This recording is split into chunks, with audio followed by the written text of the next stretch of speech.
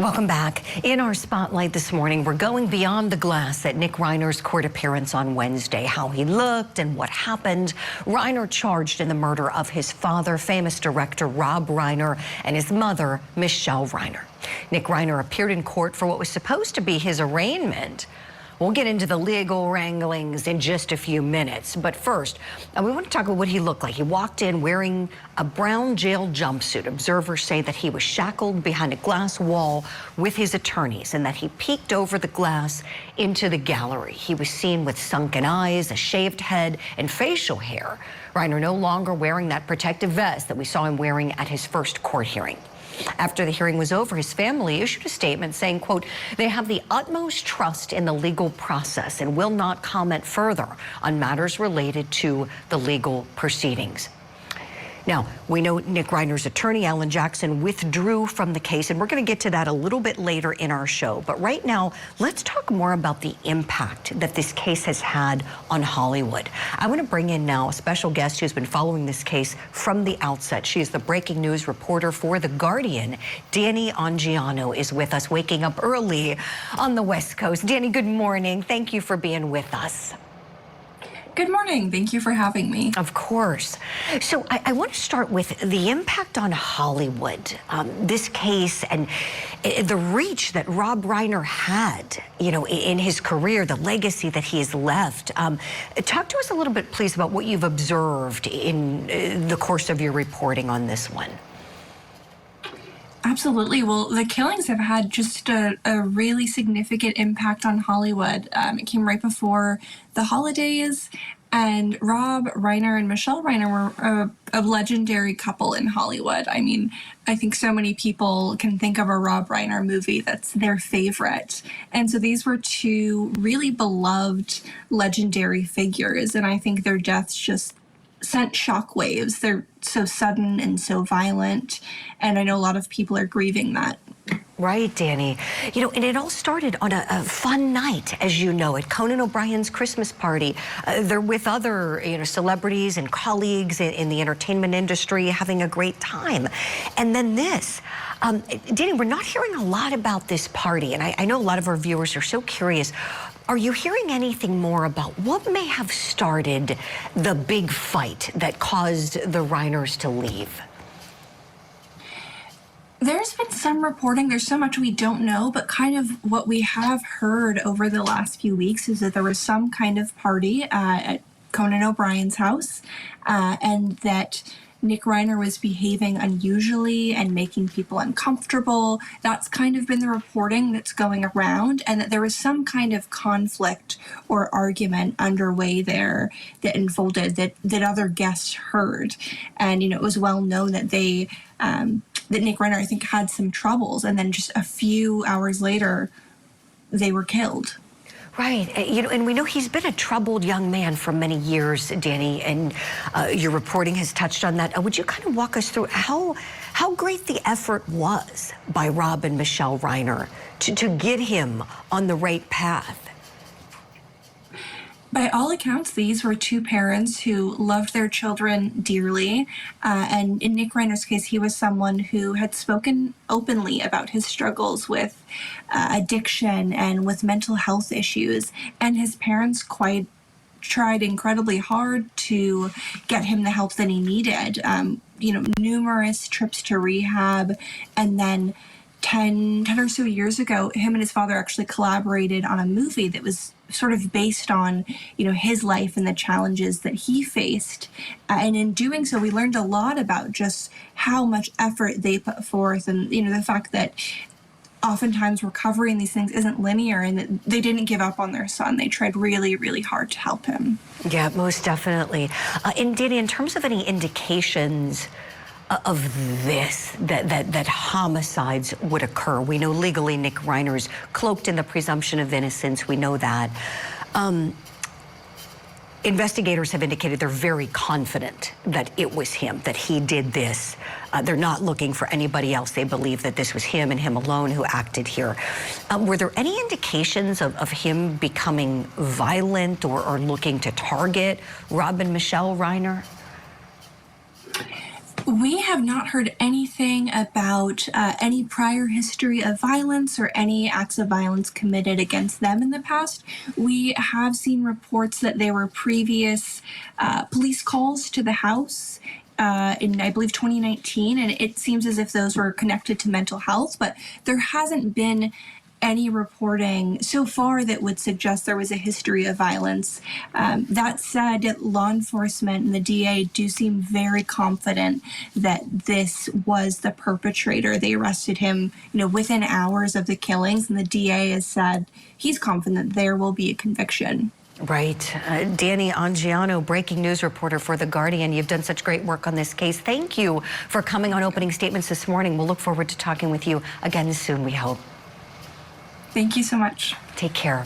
We're going to hit a break. When we come back, we're going to talk about the legal change. We saw defense attorney Alan Jackson withdrawing, not explaining why, though, saying something is beyond the control of his client, Nick Reiner. But what is that? Our attorney guest will weigh in. What we've learned, and you can take this to the bank, is that pursuant to the laws of this state, pursuant to the law in California, Nick Reiner is not guilty of murder. Print that. School shooting that broke hearts around the country and broke trust with law enforcement. Now, the officer sworn to protect those students faces a jury. The Uvalde School Massacre Trial. Live coverage today on Court TV. 8 hours of back-to-back true crime cases every Saturday. This is crazy. On America's original true crime obsession.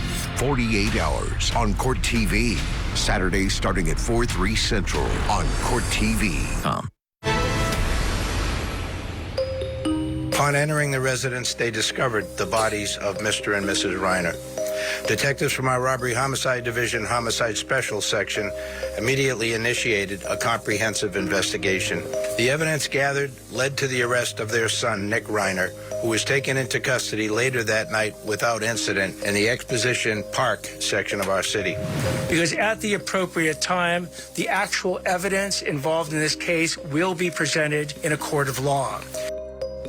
So there's a major shakeup in the murder case for Nick Reiner as his attorney, Alan Jackson, resigns from leading the defense team. Your Honor, at this time, I, on behalf of Workman Jackson and Quinn, and with Mr. Reiner's understanding and consent, would ask to withdraw as counsel of record based on the conversation that we've had in chambers and the explanation that we've provided to the court in chambers. We feel that we have no choice at this juncture but to withdraw as counsel and ask to be relieved. The Public Defender's Office has been notified. We've had conversations with them. They are here. They're staffed. They're ready to take over. My understanding is they're ready for the appointment immediately. Deputy Public Defender Kimberly Green, who serves in Los Angeles County, this is her, is now taking over as the lead defense attorney for the 32-year-old Nick Reiner, whose arraignment was postponed again. Now it's going to happen on February 23rd. So a lot of people buzzing about what comes next. Why did Alan Jackson withdraw? Okay, that's privileged information, as he indicated to both the court, who knows, they had chambers discussions, meaning behind closed doors with the judge, but to the public, he can't reveal why. But we can draw on our experience and provide some educated guesses as to why. So to help me do that, let's bring in our legal analyst guest this morning, attorney John Phillips, who is a celebrity attorney, does criminal defense work as well as civil work.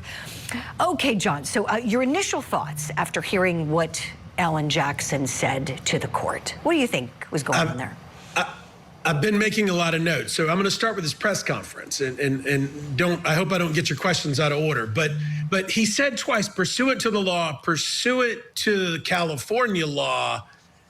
He didn't say his client was innocent, or his soon-to-be former client. So that kind of tells us there's going to be a premeditated dispute, right? A dispute over premeditation. And then what he told the court, and basically how these things work is when you're trying to discuss attorney-client privileged information, you go into an ex parte room with consent. with the judge and say, Judge, he can't pay me, or Judge, this is my issue with a conflict. But I think we can draw on the conclusion that he's indigent enough to have a public defender, that Alan Jackson, as much as he may want to take this case, can't afford for his team to be able to take this case and operate at their standards financially. Sure. That is a very real possibility, John, that Nick Reiner may not be able to afford the legal fees. That is, quite frankly, very possible. So that could be one possibility. Number one, it could be money that caused this. Number two, John, what do you think about a conflict of interest? You know, when a firm has to look at who they've represented in the past, and if there's anybody who's going to come up as a witness or someone in the case, and there's a conflict that you just can't get around, wondering if could that be it? He didn't say the word conflict, although I don't know why he wouldn't if it was truly a conflict. I'm more inclined to think it was your first guess, money, but would you speak to that? You think it could be a conflict of interest?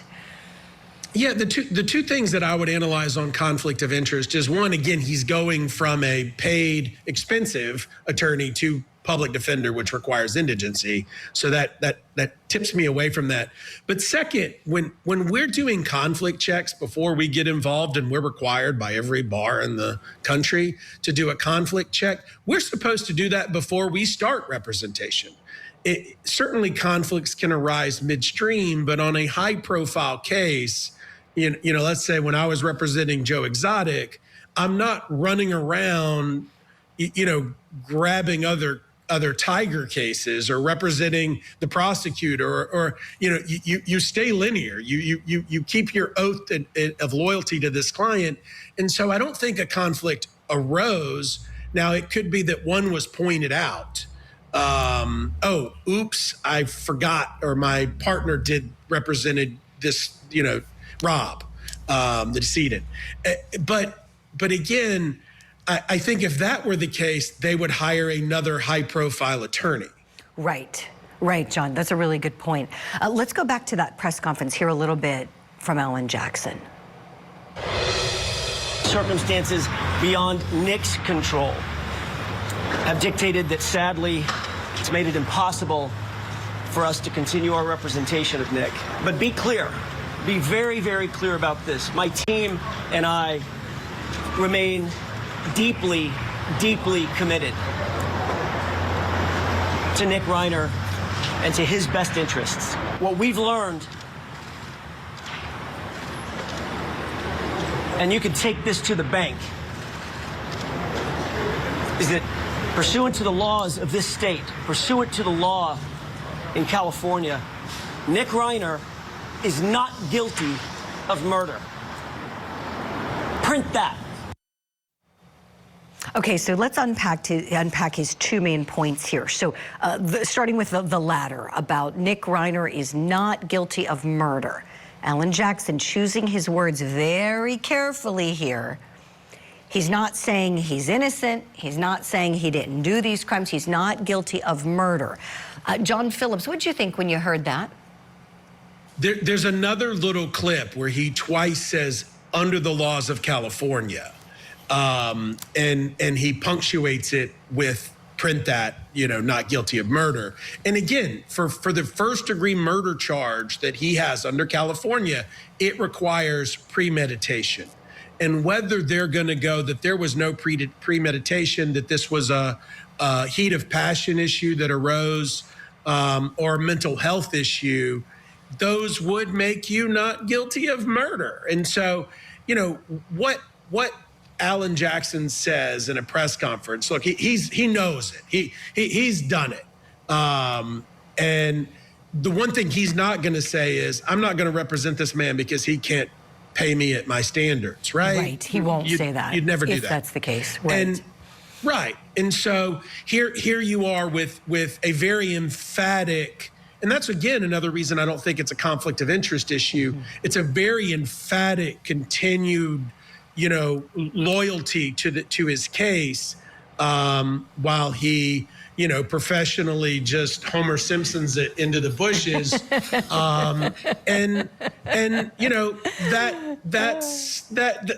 It happens.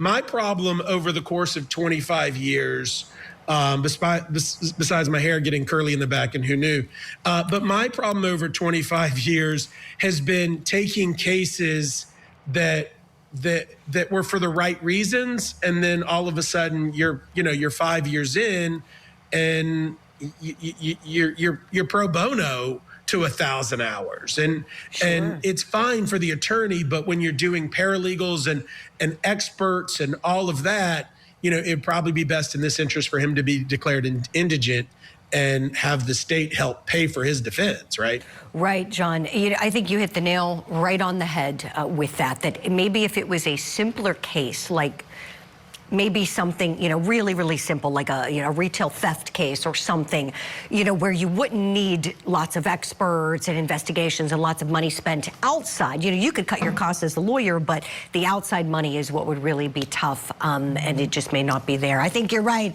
John Phillips. Thank you so